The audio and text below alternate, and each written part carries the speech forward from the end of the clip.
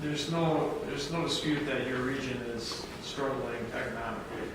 I mean, you can't say that it isn't. I guess I have special feelings about this. Oftentimes you hear about the median income in our region and how low it is compared to the rest of the state. The fact is, one, cost of living is much lower where we live. $30,000 goes a lot further in Ashland than it does in Madison.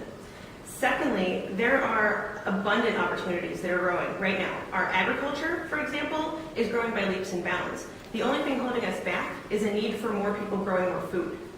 Tourism is growing, forestry, recreation.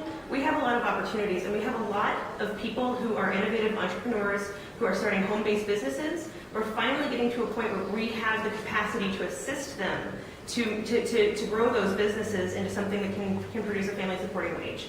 And it's happening all over. And what's so dangerous about this bill is that because so many of those things are dependent on sustainable natural resource use, that if something happens to the water, it could take away all of these opportunities that we are finally getting a chance to see the benefits of. Do you have anything to add? I do. I think that's what that question assumes is that when you look at mining and extractive industries in general, that they are in fact economic development tools. And there's a study that, if you've seen the article that Senator Beinhout wrote, she references a study that was done by a professor from University of Wisconsin-Madison's, Professor Freudenberg. They look at 300 mining communities around the United States, and it is indisputable that the boom-bust cycle of extractive economies has no lasting positive economic benefit for the communities in which those extractive industries are taking place.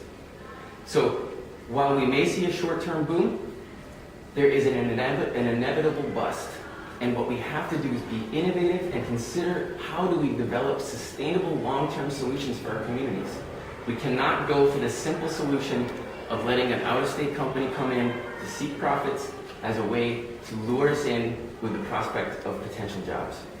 I'd like to speak to the economic question also. When you ask the question, if you're having a struggling economy, the entire state's having a struggling economy. Now, recently the city of Ashland sponsored an economic study for our region, and we are growing. We're not growing fast, we're growing steady, and we're growing sustainably. We're growing in the arts, we're growing in medical care, we're growing in education, and we're growing in industry. We have two booming industries in our community that are hiring now. They have been hiring for the last 3 years. They've grown through the recession. So it's a misnomer to look at us and say we are struggling and we are poor. Yes, we have issues. All the regions in the state have issues that they need to deal with. But to pass legislation like this as a panacea is wrong. It just will not create the jobs.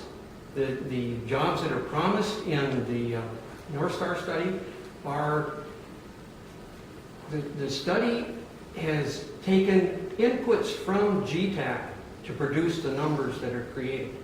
And that doesn't account for the other losses in jobs that would happen if you put this mine in.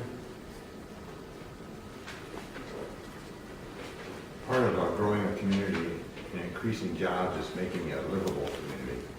And the city of Ashland over the last decade has spent considerable money building our infrastructure and making it a place that people want to live. Because we are so far up north and don't have the modes of transportation, we have to have something to attract manufacturing there. And quality of life is certainly an attraction for people.